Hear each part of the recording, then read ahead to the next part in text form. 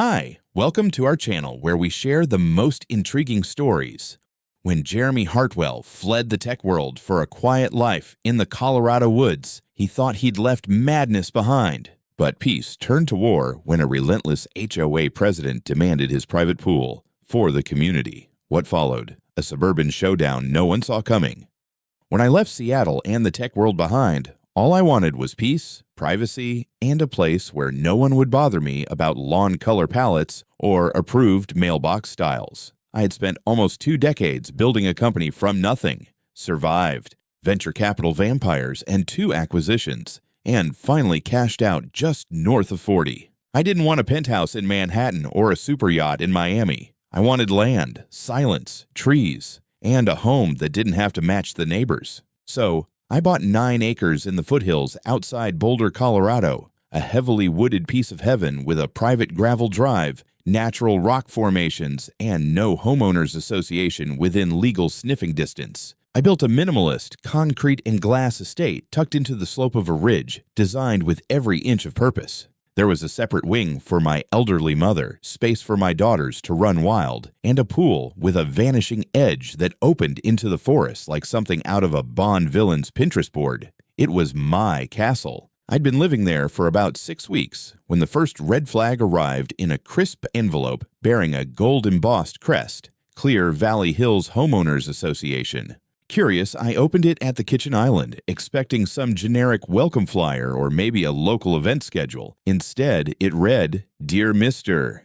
Hartwell, in the interest of fostering goodwill and community development, the Clear Valley Hills HOA Board has resolved to initiate the construction of a community access pool on your property. Given your ample resources and spacious estate, we are requesting that you provide full financial sponsorship and land use for this public benefit project. Our architectural committee would be happy to coordinate the design and manage the build. Suggested features include a cabana, shower area, and guest parking. We look forward to your cooperation. Sincerely, Karen Stockbridge, President, Clear Valley Hills HOA." I actually looked around my kitchen for cameras. Surely this was a prank, or satire, or a late April Fool's joke. I didn't respond. I figured silence would do the trick. But Karen, as I would soon learn, was not the type of woman deterred by silence. The next morning, I was in the garage reconfiguring a storage rack when I heard a knock at the front door. Not the gate, not the call box, the front door. Which meant someone had come up my private driveway, through the trees, past the warning signs, and decided that was perfectly fine. It was her. Karen Stockbridge stood on my porch like she was claiming uncharted territory. Late 50s, surgical tan, precision bob, and a blue blazer that practically screamed board meeting. She didn't smile. "Mr. Hartwell," she said, extending a hand like we were at a country club and not in the middle of the woods. "I trust you received our letter." I nodded slowly. I did. I thought it was a joke. Her mouth twitched. "I assure you, the board is quite serious. The community has no recreational water access, and your pool, well, it's so tastefully done. You clearly have the resources. This is an opportunity to give back." "To give back," I repeated, still trying to process the sheer gall of it. "You do realize I'm not part of your HOA, right?" Karen tilted her head, like a therapist preparing to explain a basic truth to a stubborn child. "All properties within the Clear Valley perimeter are subject to shared expectations, regardless of technicalities. Proximity implies participation. It's a matter of civic spirit." "Proximity implies participation," I repeated, staring. "Lady, I've got deer closer to my living room window than I do your HOA clubhouse." She took a breath through her nose. "There's no need for sarcasm. I'm simply here to offer a path forward. You could fund something meaningful. Or—" her gaze slid toward the trees. "We could take a more formal route." That did it. I actually laughed, loud and from the chest. "Let me be absolutely clear, Karen. There's no we. There's no path. There's you. And there's my property. And the next time someone bypasses my gate without permission, they'll be met by my attorney." Not a smile. Her face stiffened. "So that's your final word." I smiled wider. "That's my opening statement." She left without another word. No handshake. No smile. Just a twitch in her jaw that told me I hadn't heard the last of her. And as I watched her Mercedes wind its way back through the trees, I had the strange, specific feeling that my peaceful life was about to get interesting. It started 2 days after Karen marched off my porch like I'd insulted the ghost of her dead husband. I woke up early, poured myself a coffee, and stepped out onto the upper deck to soak in some silence before the kids woke up.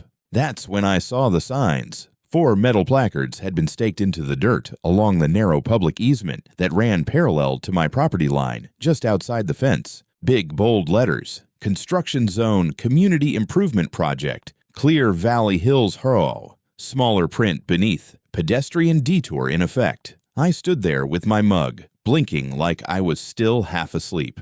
The signs weren't on my land, but they were damn close, and from a distance, they looked like I was building something on my own property for the neighborhood. I walked down and checked. Sure enough, the stakes were hammered just outside my boundary, on public right-of-way, but positioned deliberately to make it look like something major was about to happen on my side. Cute. I called the county office just to be safe. They confirmed no permits had been issued for anything in the area. I asked them to send someone to take a look. Meanwhile, I emailed my lawyer and sent photos. That afternoon, I went to pick up groceries with my daughter Lily. As I was loading bags into the trunk, a man in a Patagonia vest nodded to me. "So when's the pool supposed to open?" he asked casually. I turned. "Excuse me.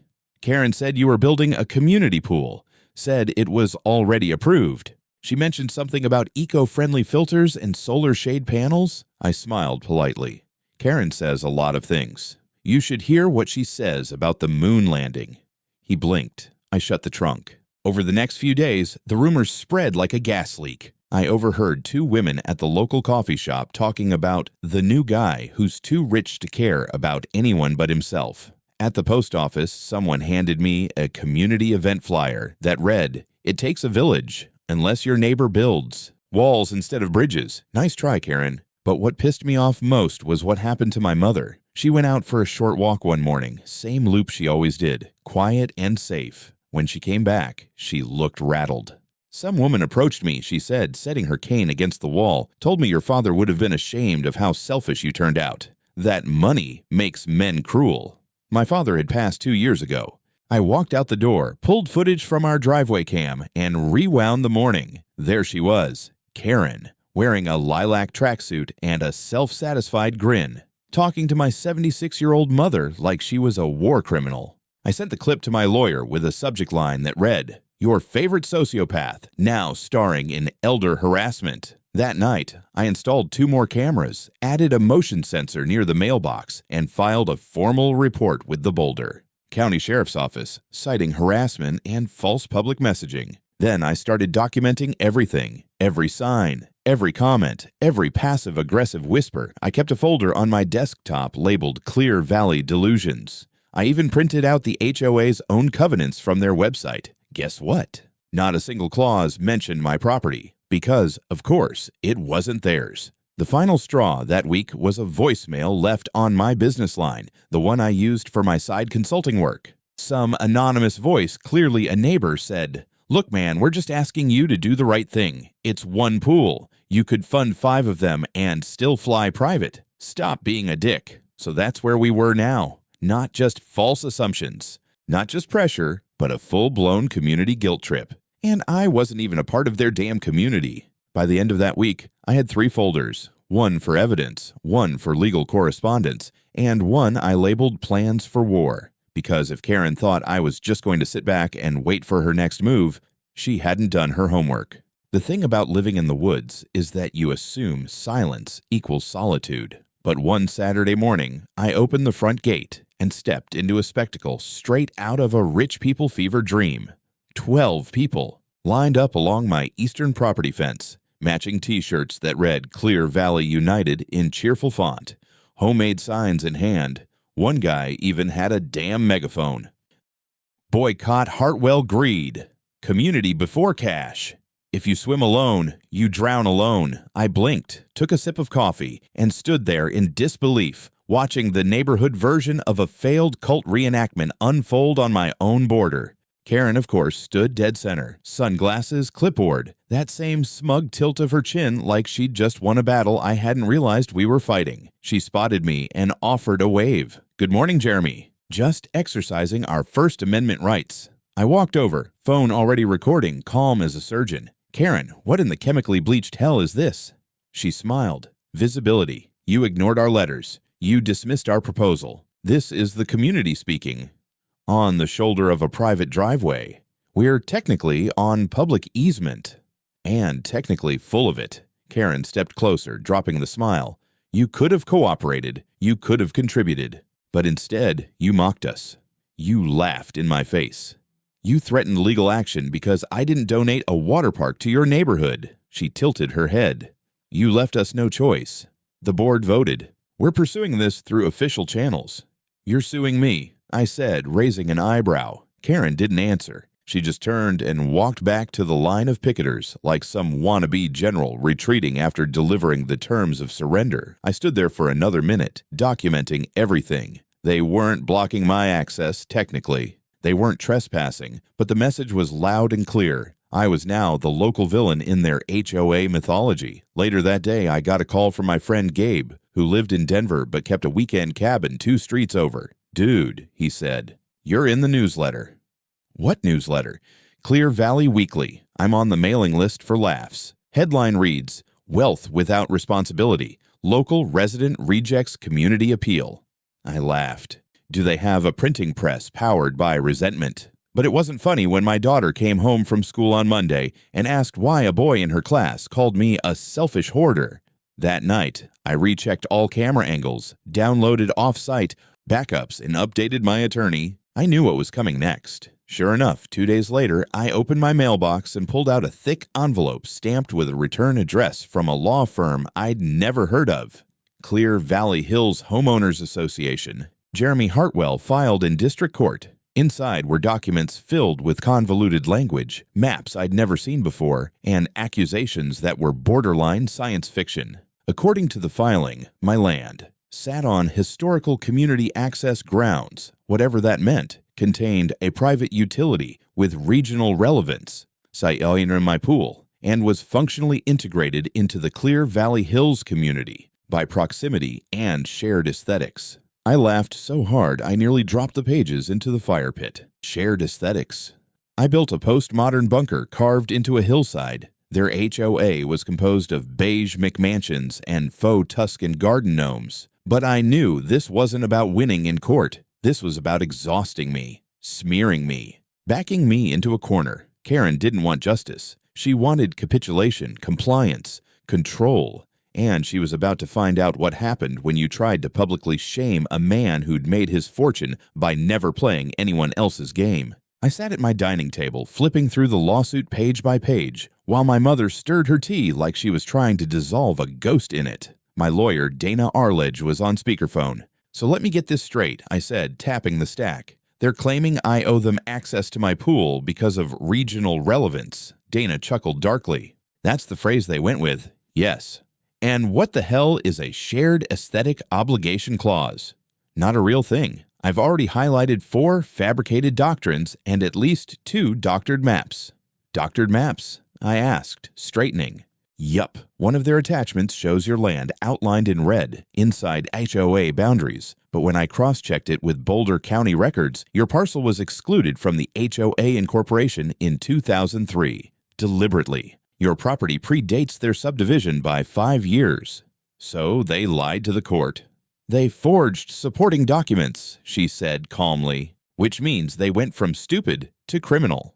I exhaled, looked over at my mother, who was now reading the document upside down and muttering something about people who should have been spanked more. I flipped the folder shut. Let's hit back. The next morning, we filed a countersuit, not just to dismiss their claim, but to put them on trial. Our countersuit included defamation for distributing false information to neighbors and online, intentional infliction of emotional distress citing the targeted harassment campaign that affected my mother and daughters, attempted property fraud for forging maps and legal boundaries in a court filing, civil conspiracy with clear involvement from multiple board members in a coordinated effort. Dana also filed a formal complaint with the Colorado Department of Regulatory Agencies against the HOA and its legal representation. I wasn't just defending myself anymore. I was burning the road behind me. But we didn't stop there. I called a friend in Denver, Travis Kwan, a licensed land surveyor and former military engineer. He agreed to come up with his crew and do a complete perimeter scan of my property and surrounding parcels. Their equipment was military grade and GPS mapped down to the inch. 3 days later, Travis handed me a full 3D render of my land and its legal boundaries. It was irrefutable, and it made their forged map look like it was scribbled with a crayon by a drunk toddler. We also subpoenaed email correspondence from the HOA board. Dana had a hunch they'd been sloppy. She was right. Within a week, we received a leaked internal email chain from a disgruntled board member, someone who didn't like the direction this war had taken. In the emails, Karen literally said, "We all know he's not technically in the HOA, but public pressure might bring him into compliance. If not, litigation will force him to spend enough that he'll either break or settle." Another board member replied, "What if he fights?" Karen answered, "Then we drown him in process." Dana forwarded the chain to the judge with a motion to strike the original complaint as malicious. Meanwhile, things at Clear Valley Hills were beginning to crack. 2 board members resigned quietly. A third requested legal counsel. And whispers started floating that Karen hadn't even gotten full consent from the board before initiating the lawsuit. Then came the anonymous tip. A brown envelope left in my mailbox. No return address. Inside, a copy of the HOA's last internal budget sheet. Line item, legal allocation, Special Enforcement Initiative, $38,000. There had never been a vote. No homeowner input. Karen had authorized it alone. She'd weaponized HOA funds to attack someone not even under their jurisdiction. I handed everything to Dana and leaned back in my chair, staring through the floor-to-ceiling glass wall at the forest beyond. They wanted to play games. I built systems for a living. They wanted war. I had strategy, evidence, and money.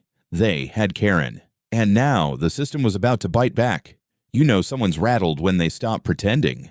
Karen had gone eerily quiet. No more HOA newsletters about community values. No more passive-aggressive Facebook posts signed "Dash Your Neighbors." No lawn walkers with signs. It was like the whole subdivision was holding its breath, waiting to see if their queen would fall or drag everyone down with her. Meanwhile, I was working with Dana like we were preparing for federal indictment proceedings. Every day brought new leads, new emails, new pieces of this deranged puzzle. One of the first cracks came from an unexpected source. Calvin DeWitt, a retired orthopedic surgeon and former board secretary at Clear Valley Hills. I hadn't even known the man existed, but one afternoon Dana forwarded me a voicemail he left on her office line.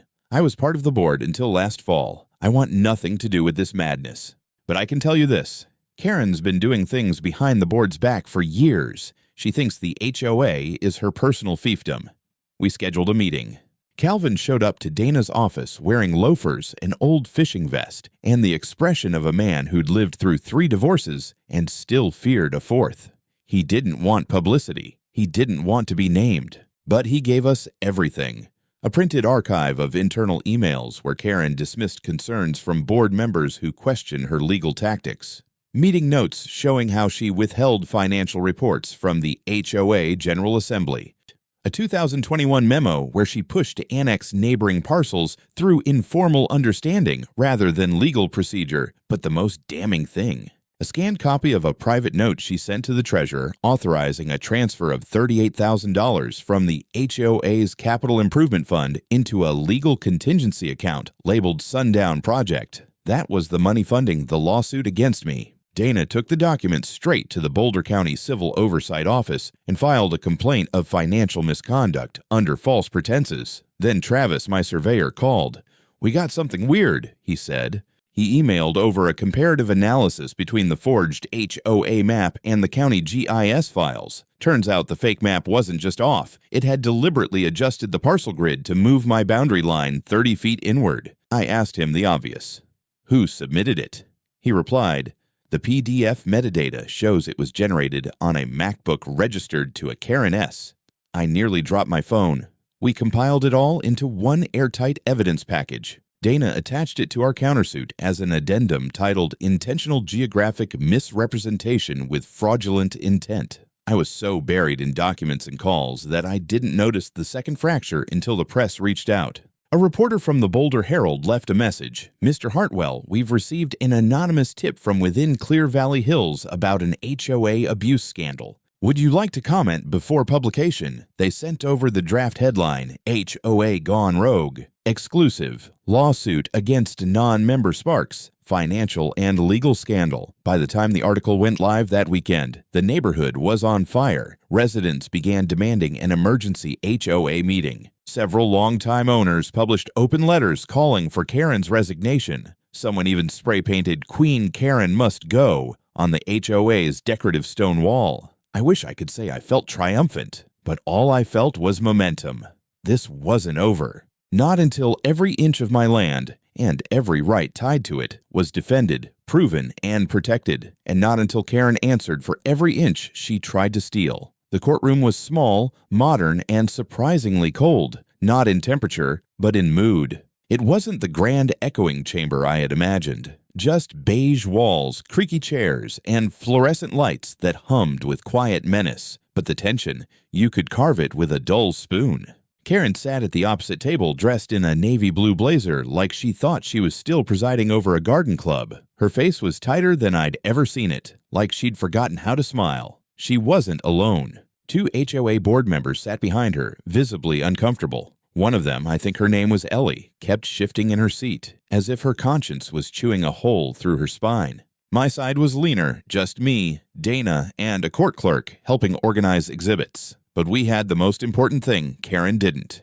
Truth backed by cold, unforgiving paper. The judge, a no-nonsense woman in her 50s with reading glasses halfway down her nose, opened with a flat tone.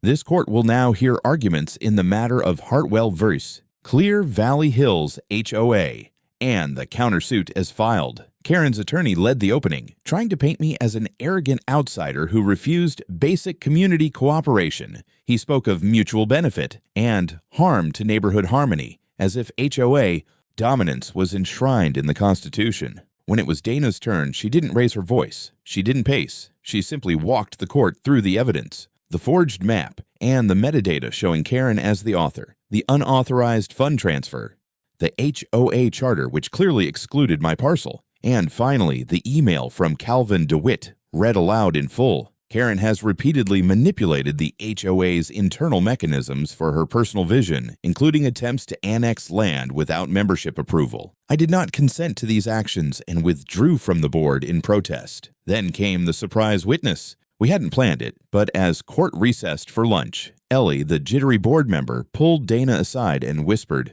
"I want to speak." So after the break, Dana called her to the stand as a hostile witness. She was visibly shaking as she took her oath. I didn't know about the fake map until 3 days ago. Karen said she had legal advisors reviewing expansion zones, but we never saw details. When I asked for specifics, she threatened to cut me out of the annual board renewal. The room froze. She said, "No one questions what's good for Clear Valley Hills." That's when I realized this wasn't a community. It was her kingdom. Karen's face drained of color. Dana then submitted a flash drive. It contained the full forensic trail of the map fabrication, including screen captures of the file creation path, the name Karen.S-MBP, and timestamps correlating with HOA board meeting days. The judge asked one question.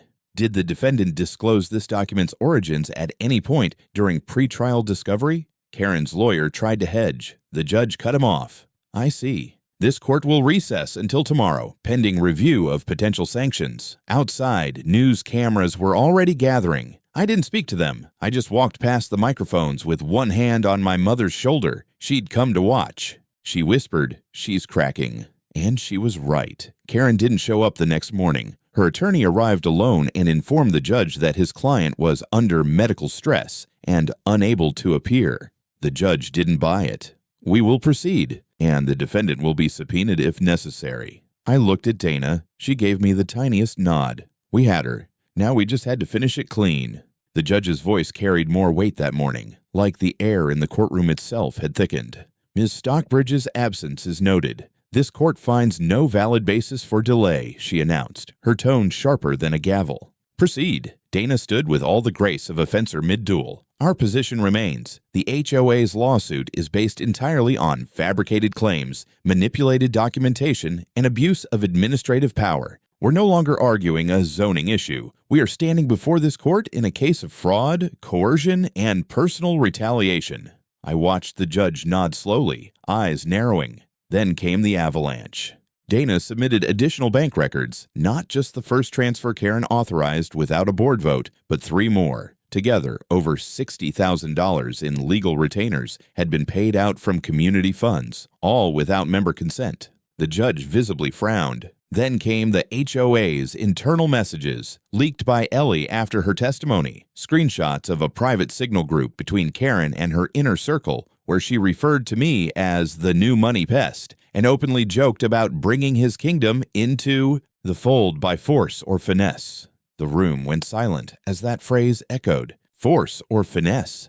I don't think I breathed for a full minute. Dana let it hang before continuing. "This is no longer a civil disagreement between neighbors. This is a documented campaign to absorb land through intimidation, lies, and weaponized bureaucracy." Then, with a perfect rhythm, she handed over the final exhibit, a notarized complaint from the HOA treasurer, one I hadn't even seen yet. "After reviewing the books, I believe Mrs. Stockbridge has been misappropriating funds for at least 18 months. I am resigning effective immediately and will cooperate with investigators." The judge adjusted her glasses. "Understood. Mr. Hartwell, your counterclaims will be reviewed first." She paused. "But I will say now, for the record, this court sees credible evidence of document fraud, civil conspiracy, and misappropriation of community assets. I am referring this to the district attorney." My chest tightened. Dana leaned in. That's the criminal side kicking in. Outside the courthouse, reporters now swarmed. I gave a short statement. The facts speak for themselves. "I just want my family left in peace." That afternoon, a plainclothes investigator from the DA's office came by my house. He didn't knock hard. He just asked for a brief statement and whether I had any additional documents Karen may have sent me directly. I gave him everything. The letter, the voicemail, even the printed flyer from the pool protest. He smiled tightly and said, "You'll want to keep an eye on tomorrow's docket." And he was right. At noon the next day, Karen Stockbridge was arrested on 3 felony charges: fraudulent misrepresentation, falsification of public records, and embezzlement. They pulled her from her home in a gray blouse and pearl necklace, handcuffed and tight-lipped. Someone filmed it from a balcony across the street. The footage hit local news within the hour. The HOA board held an emergency meeting that night. 3 members resigned.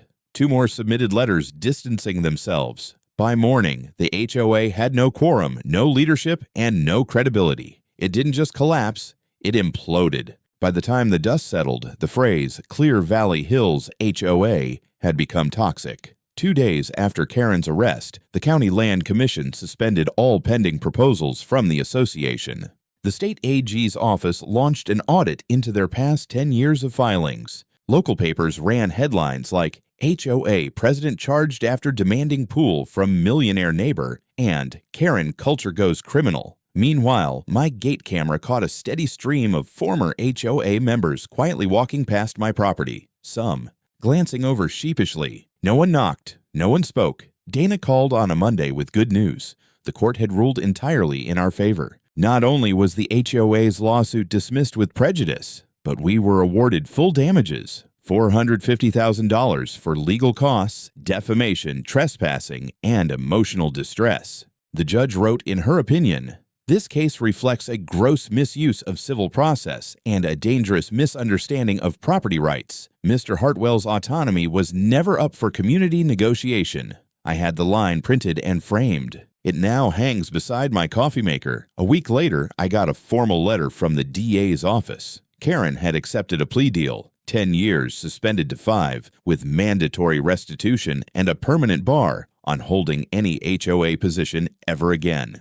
Her assistant, the one who gave up the falsified documents, was given immunity in exchange for cooperation. Ellie, the former board member who testified, sent me a short handwritten thank you note. I was afraid of her too. It read, "Thanks for standing your ground." I didn't reply. Some victories speak for themselves. 3 properties in Clear Valley Hills filed to formally withdraw from the HOA. The structure collapsed within weeks. The neighborhood eventually voted to dissolve the HOA altogether, reverting to county governance. I quietly met with a local land planner and submitted an application to reclassify the edge of my property as a private recreational conservation zone. No commercial developments, no shared infrastructure, no HOA-eligible attachments, just legally reinforced solitude. It passed without objection. That spring, I threw a party. Not a spectacle, just a modest gathering of friends and family. My daughters helped decorate. My mom brought too many desserts. My dog barked at balloons. I stood on the flagstone deck, looking over my pool as the sun hit the infinity edge and raised a glass. A simple sign on my gate now read, "Pool is private. So is the owner." Sometimes peace doesn't come from compromise. Sometimes it comes from defending what's already yours. And I sleep just fine.